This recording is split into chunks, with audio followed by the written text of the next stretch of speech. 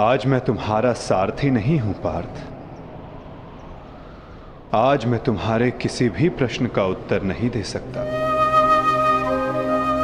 आज मैं तुम्हारा सखा हूं, एक ज्येष्ठ भ्राता के समान हूं पार्थ। और जैसा मैंने कहा है वैसा करो पार्थ।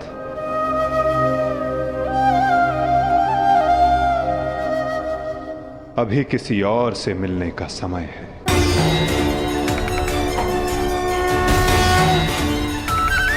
जैसी आपकी आज्ञा।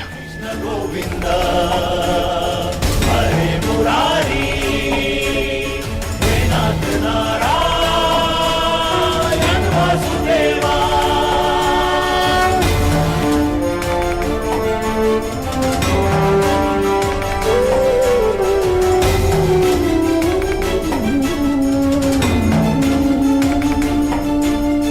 श्री कृष्ण गोविंद हरे मुरारी हे नाथ नारायण वासुदेवा।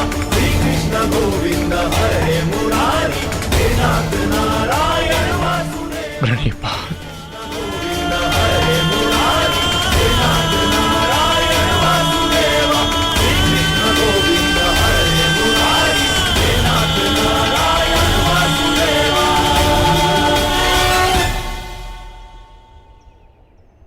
कौरव वंश के वट वृक्ष महामहिम भीष्म, जिन्हें इच्छा मृत्यु का वरदान था, क्या वासुदेव ने उन्हें अपने छल से धराशाही नहीं करवाया है? यही तुम्हारा अंतिम अवसर है पार्थ। पितामह को इस पीड़ा से मुक्त करो पार्थ।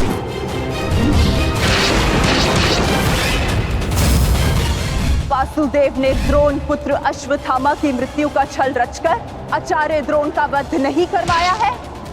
क्या मेरे पुत्र दुर्योधन की रक्षा कर रहे उसके मित्र कर्ण को छल से नहीं मरवाया है वासुदेव ने? अंगराज को युद्ध का आवाहन दो पार्थ। यदि अंगराज के हाथों में विजय धनुष आ गया तो तुम कुछ नहीं कर पाओगे पार्थ। बाण संधान करो पार्थ। पुत्र दुर्योधन पर युद्ध के नियमों के विरुद्ध जाकर प्रहार किया गया, क्या वो वासुदेव का छल नहीं था?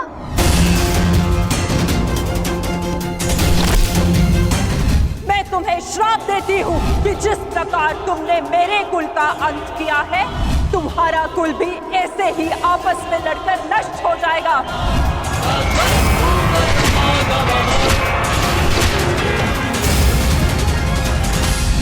एक बहुत ही बुद्धिमान ज्ञानी पुरुष ने मुझसे कहा था कि मनुष्य अपने प्रत्येक चयन का परिणाम स्वयं भुगतता है।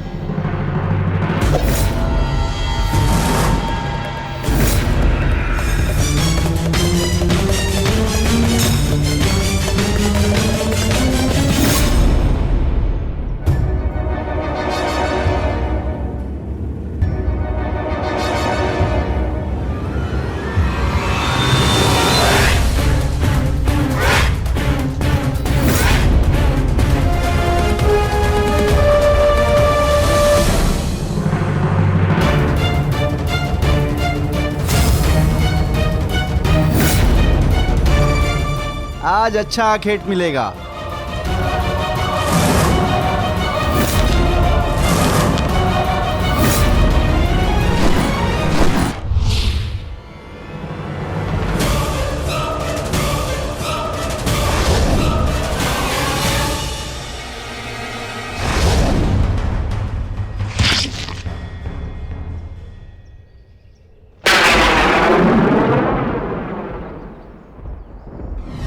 ये बाण मेरा चरण भेद नहीं पाया, परंतु अब से मेरे शरीर का ये भाग सबसे दुर्बल होगा और अब कोई भी बाण मेरे इस स्मरण स्थल को भेद पाएगा और यही मेरे इस देह को त्यागने का कारण बनेगा। आपका स्वागत है कालदेव। माता गांधारी का श्राप अब पूर्ण हुआ।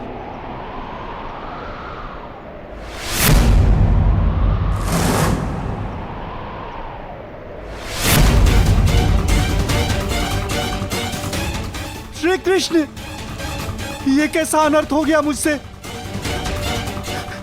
प्रभु, प्रभु मुझे माफ कर दो प्रभु, मुझसे बहुत बड़ी भूल हो गई।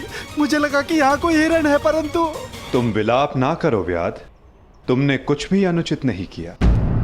जो कुछ भी होता है सब में मैं स्वयं सम्मिलित होता हूं।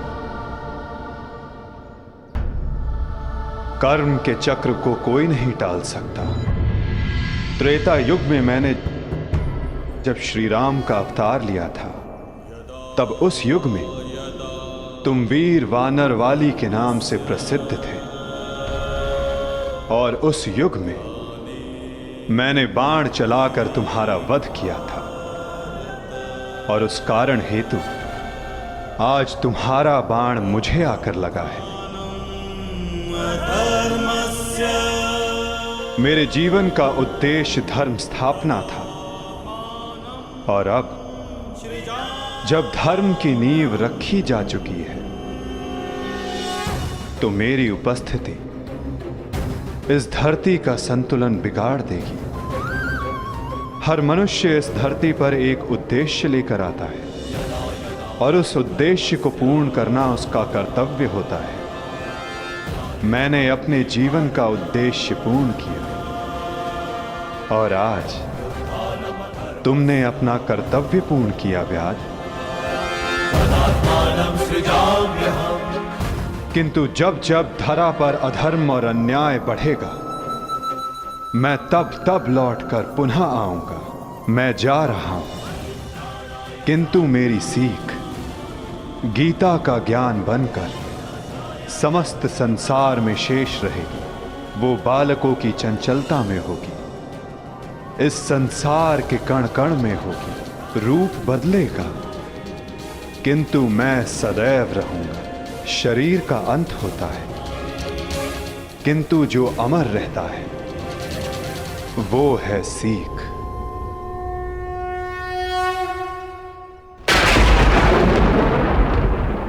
पंचभूतों की बनी ये देह केवल वस्त्र है। पंचभूतों की बनी ये देह केवल वस्त्र है। आत्मा का जो वास्तविक है, घर कहीं अन्यत्र है। व्यर्थ चिंता है जीवन की, व्यर्थ है मृत्यु का भय। आत्मा को ना मार पाते शस्त्र अग्नि ना समय। ईश्वर स्वयं है सृष्टि सारी, कहाँ उसको खोजना। जो भी होता शुभ ही होता, सब उसी की योजना। कामनाएं फल की छूटे, वो ही सच्चा कर्म है। ईश्वर चरण में हो समर्पण, वो ही केवल धर्म है।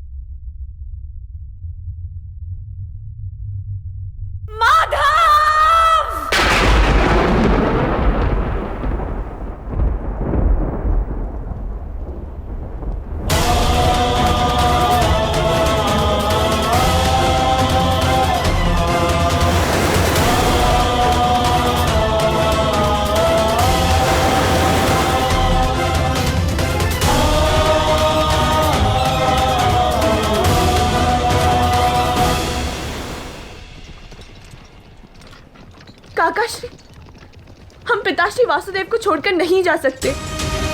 ये उनका ही आदेश है लक्ष्मण। द्वारका का अंत होने को है। उनका आदेश था कि मैं तुम सभी को यहां से हस्तिनापुर ले जाऊं। मैं उनके आदेश का पालन कर रहा हूं और तुम्हारा भी यही कर्तव्य है।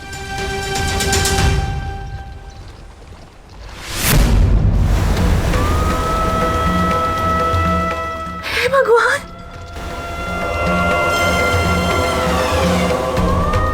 हमारा द्वारका।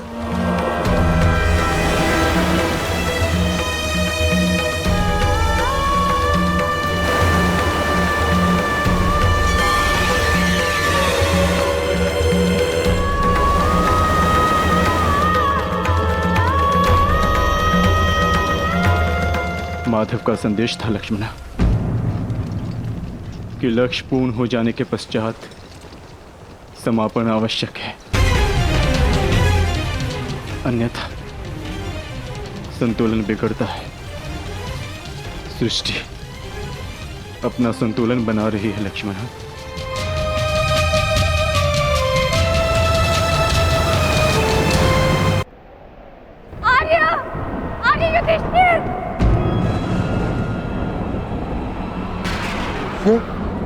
ये तो पांचाली का स्वर है।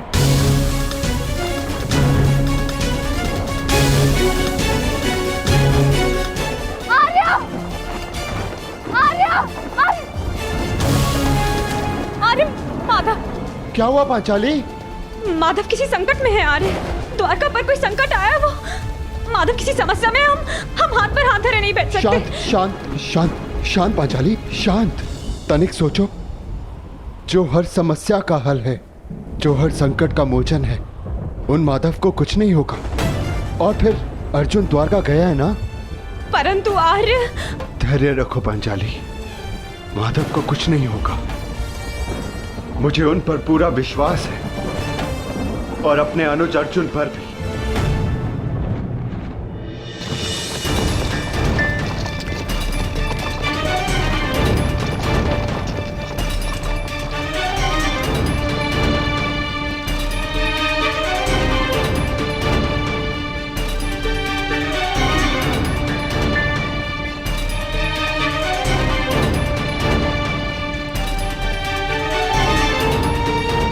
सारथी, रथ रोको।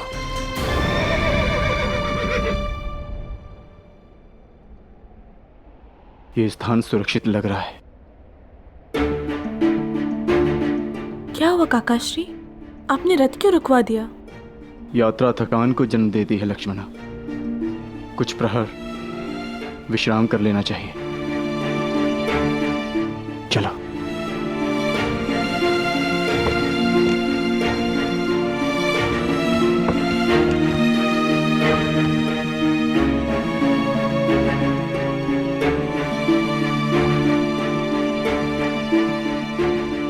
आज मैं तुम्हारा सारथी नहीं हूं पार्थ, आज मैं तुम्हारा सखा हूं, एक ज्येष्ठ भ्राता के समान हूं पार्थ।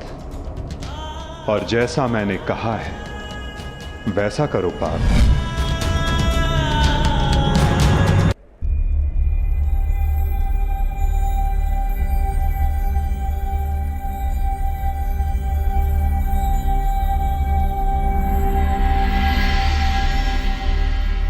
ये सब क्या हो रहा है काकाश्री?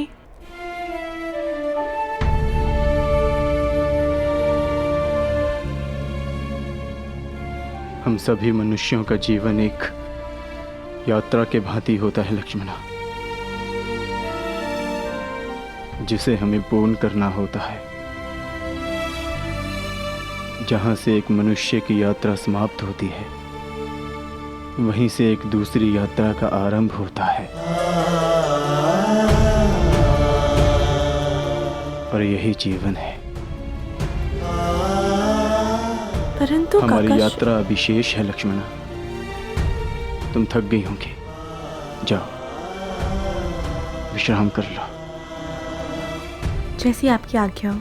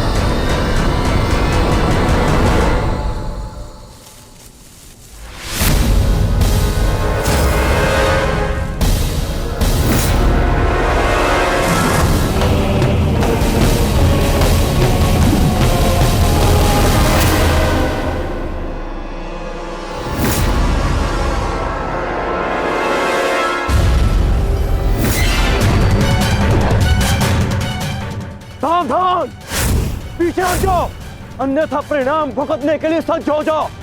ए, उत्तर दो इसे।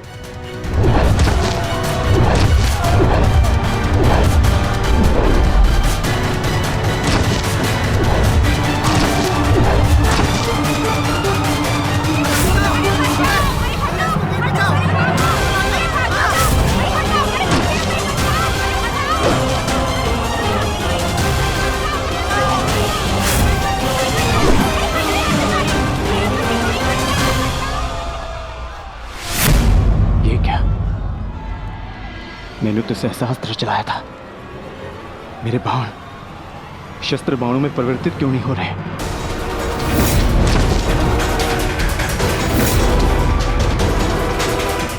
मेरा लक्ष्य कैसे चूक सकता है?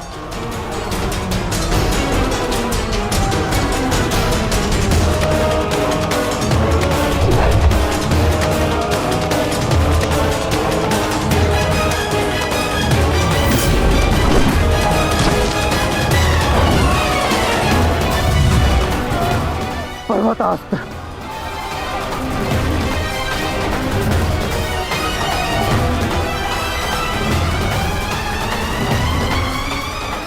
ये सब क्या हो रहा है? बाण प्रकट क्यों नहीं हो रहे? कैसे करूंगा मैं सबकी रक्षा?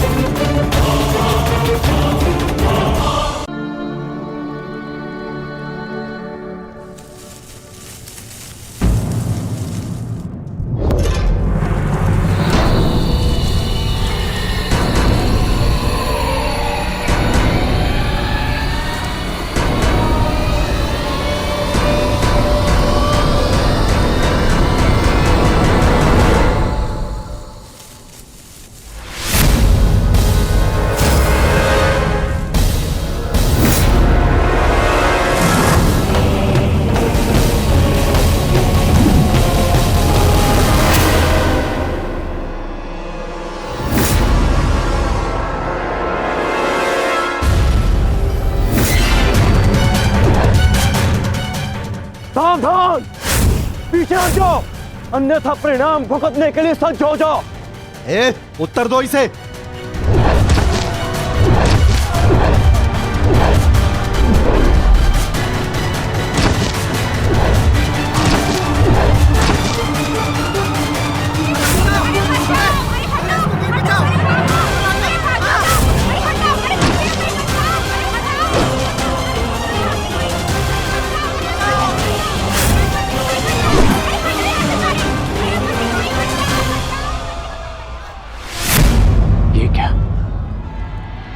मैंने तो सहस्त्र चलाया था, मेरे बाण शस्त्र बाणों में परिवर्तित क्यों नहीं हो रहे?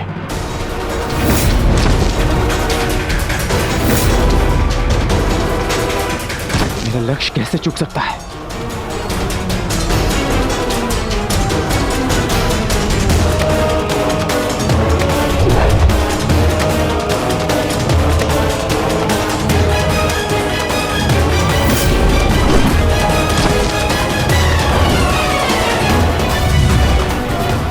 पर्वतास्त्र।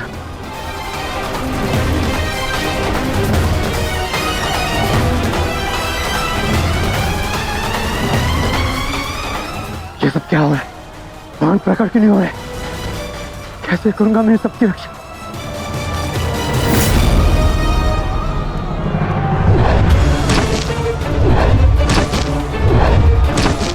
तुम शीघ्रता करो पार्थ, द्वारका की सभी स्त्रियों को अपने साथ हस्तिनापुर लेकर लौट जाओ। किंतु माधव, मैं आपके आदेश का पालन कैसे करूं?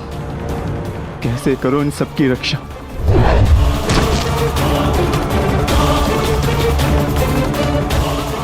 लक्ष्मण,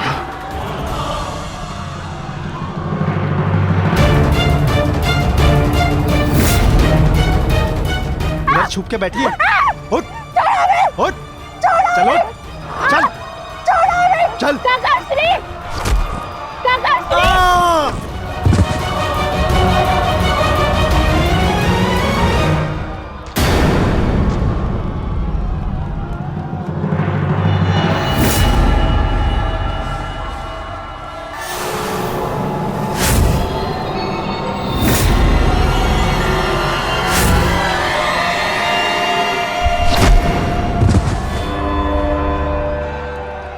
दिन समाप्त हुए अर्जुन, जब सारा संसार तुम्हारे गांडीव से कांपता था। अब नवयुग आरंभ हो चुका है।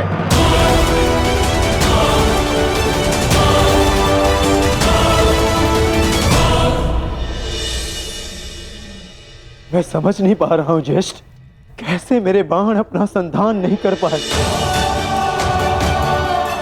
कैसे मेरे गांडीव की प्रत्यंचा टूटी। मेरे रहते हुए मेरी सुरक्षा में आई कितनी स्त्रियों को वो कितने धन को लूट कर ले गया। मैं कुछ नहीं कर सका। मैं माधव के आदेश का पालन नहीं कर पाया जैसे।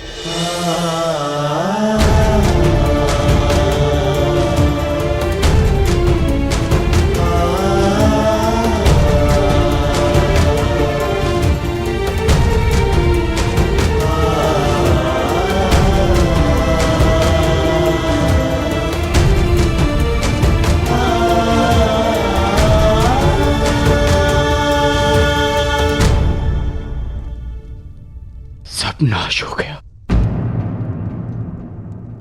कुछ नहीं बचा।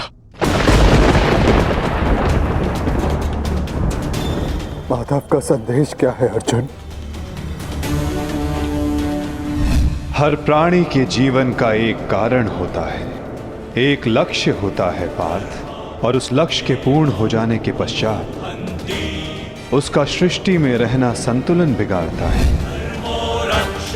द्वारका की सभी स्त्रियों को और बालकों को अपने साथ हस्तिनापुर लेकर लौट जाओ, ताकि वो हस्तिनापुर के परिवर्तन का भाग बनकर धर्म के मार्ग पर चल सके, नवीन युग का आलिंगन कर सके।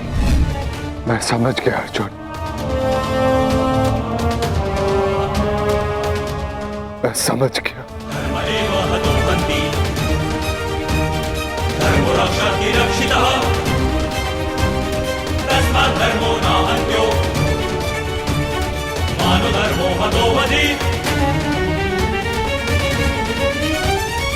परिवर्तन का समय आ गया है। नई पत्तियों को आने के लिए पुरानी पत्तियों का झड़ना आवश्यक है।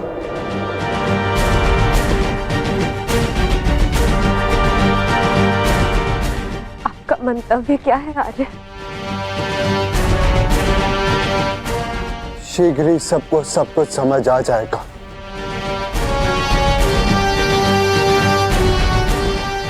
हस्तिनापुर की राजसभा का आह्वान किया जाए।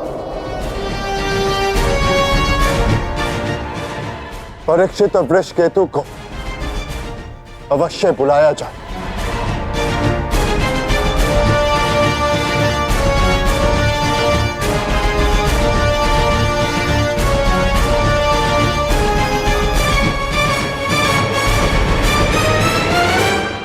आज ये सभा यहां इसलिए बुलाई गई है, जो योग्य है उसे उसका अधिकार प्राप्त हो।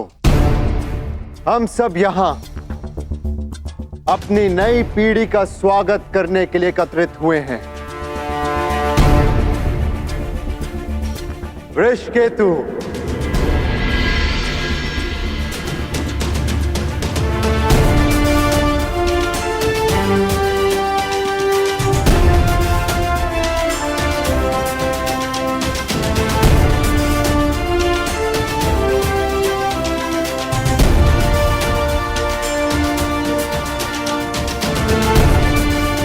परीक्षित,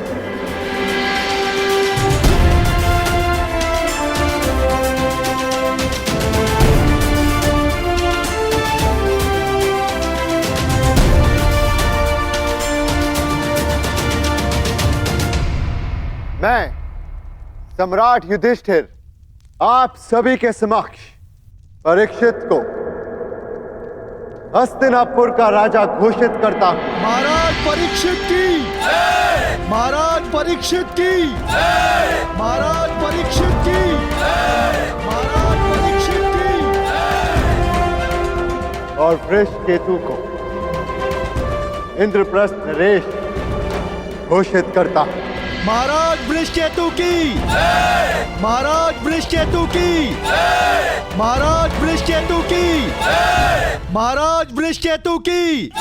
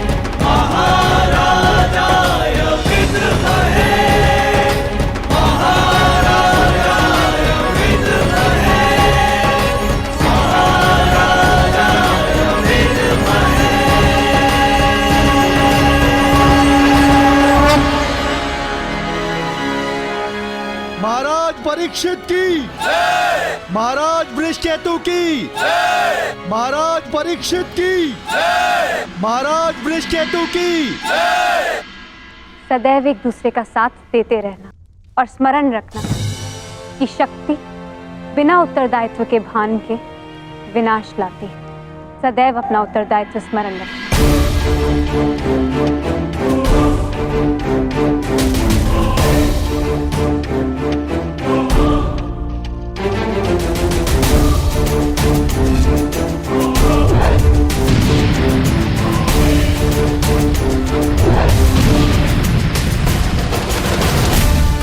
तुम्हारे पिता ने तुमसे छोटी आयु में चक्रव्यूह तोड़ा था। ध्यान रहे, काम, क्रोध, मद, मोह और आसक्ति के चक्र में मत पड़ना पुत्र। हमें तुमसे अनेकों आशाएं हैं।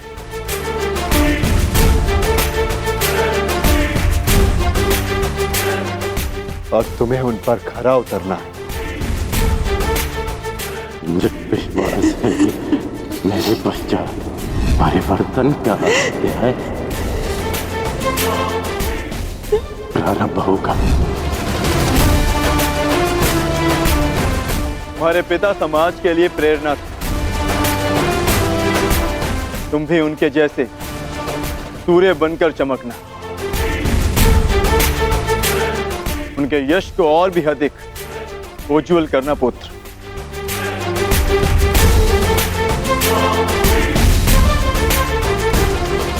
और स्मरण रखना पुत्र, मनुष्य का कर्म उसके चुनाव, उसकी नियति का निर्धारण करता है। सदा शुभ कार्य करना। महाराज वृषकेतु की, महाराज परीक्षित की, महाराज वृषकेतु की, महाराज परीक्षित की, महाराज वृषकेतु की, महाराज परीक्षित की, महाराज वृषकेतु की, महाराज परीक्षित की।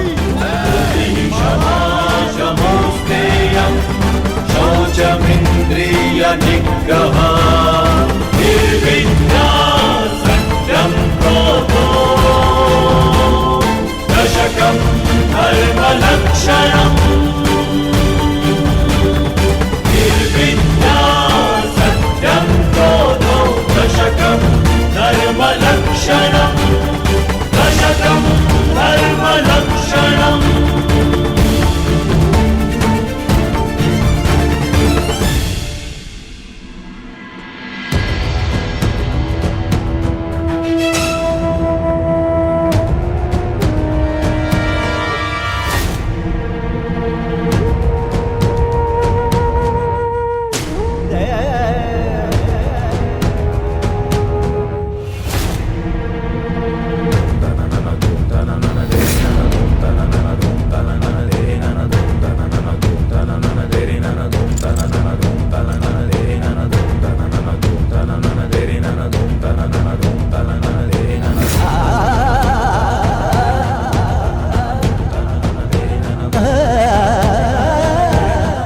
ज्येष्ठ भीतर कर क्या रहे?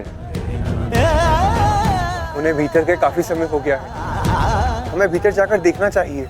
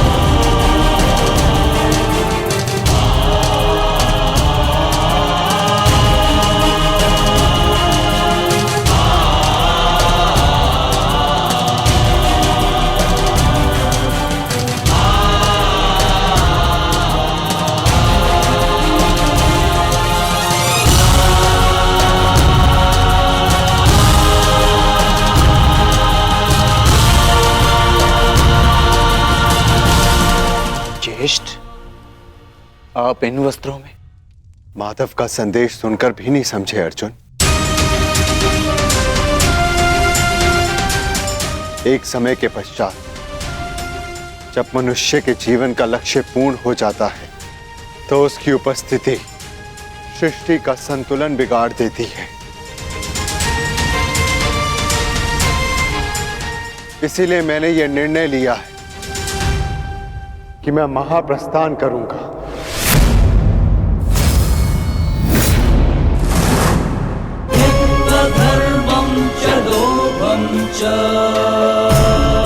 किंतु इस प्रकार आप हम सभी को अकेले छोड़ के नहीं जा सकते ज्येष्ठ।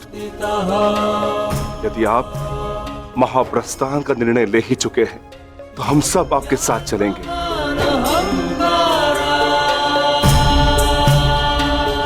क्योंकि जहां आप है ज्येष्ठ, वही हमारा घर है।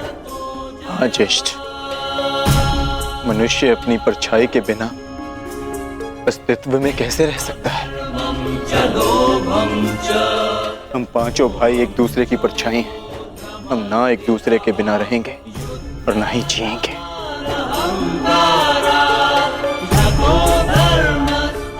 एक बार फिर आप सबने अपने भ्राता प्रेम का उदाहरण प्रस्तुत किया, किंतु मेरा क्या आर्य?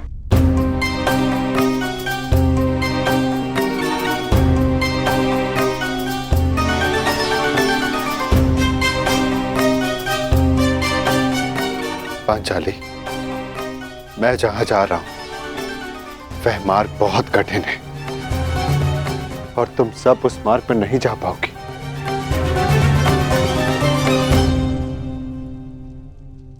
कोई भी मार्ग मेरे जीवन रूपी मार्ग से ज्यादा कठिन तो नहीं हो सकता ना आर्य?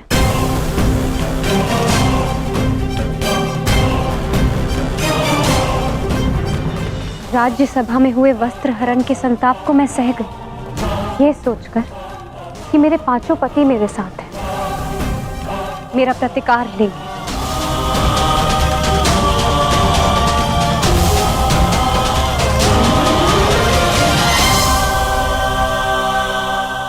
राज्यसभा में हुए वस्त्र हरण के संताप को मैं सह गई, ये सोचकर कि मेरे पांचों पति मेरे साथ हैं, मेरा प्रतिकार लेंगे।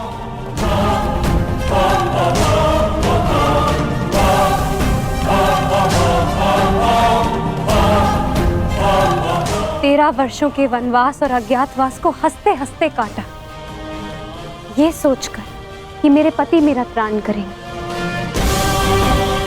मेरे पुत्रों की असमय मृत्यु से कठिन कोई और कंटक तो नहीं हो सकता ना आर्य, परंतु सहा मैंने, क्योंकि मेरे पुत्रों के पिता, मेरे 5 पतियों का सानिध्य मुझे प्राप्त है। और आज आप मुझे ही छोड़कर जा रहे। माता कुंती ने आदेश दिया कि 5 भाई आपस में बांट। मैं बटी आ रहे, परंतु मैंने आप 5 को बटने नहीं दिया।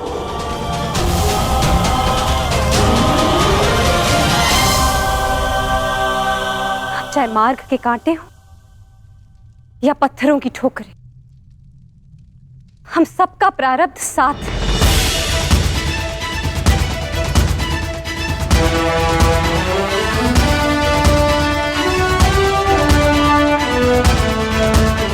और यही मेरा निर्णय है आर्य। आप जहां भी जाएंगे मैं आपके साथ चलूंगी, और मुझसे मेरा यह अधिकार कोई नहीं छीन सकता, स्वयं आप भी नहीं।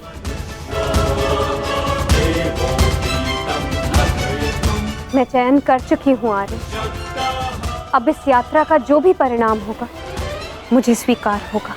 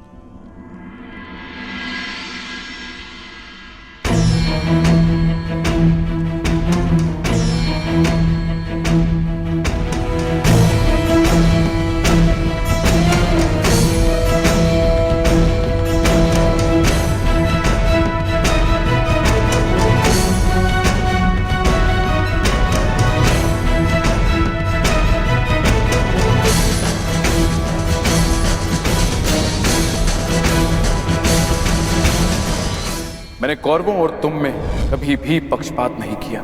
यदि प्रिय युधिष्ठिर को ये स्वीकार